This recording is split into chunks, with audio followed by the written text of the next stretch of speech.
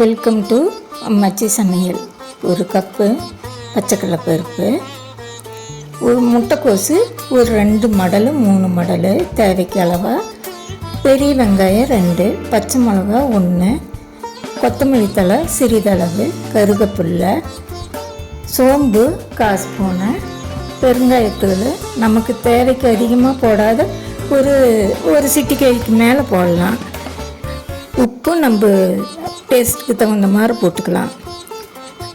இது எல்லாம் பருப்பை ஊற வச்சுட்டு இதெல்லாம் எடுத்து வச்சுக்கிட்டு, பெரிய வெங்காயத்தை நைஸாக நறுக்கி வச்சுக்கிட்டு, பச்சை மிளகாயும் அரிஞ்சு வச்சுக்கிட்டு, முட்டைக்கோசையும் அரிஞ்சு வச்சுக்கிட்டு, பருப்பு 1.5 மணி நேரம் ஊறினோடனே ஒரு சின்ன மிக்ஸி சாரில் எல்லாம் போட்டு சோம்பு, மல்லித்தழை, பருப்பு இது எல்லாம் போட்டு நைஸாக ஓட விட்டுடணும்.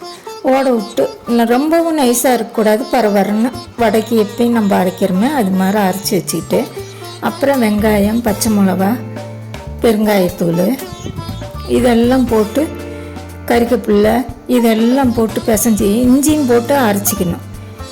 இதெல்லாமே போட்டு எடுத்து வச்சுக்கிட்டு உருண்டை பிடிச்சி, ஒரு கப்புக்கு 15 வடையும் வரும். சின்னதாக போட்டால், பெருசாக போட்டால் 10 வடை வரும்.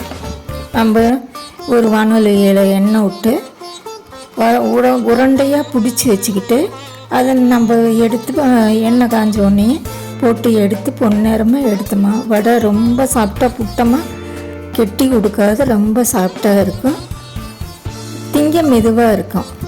செஞ்சு பாருங்கள். நன்றி.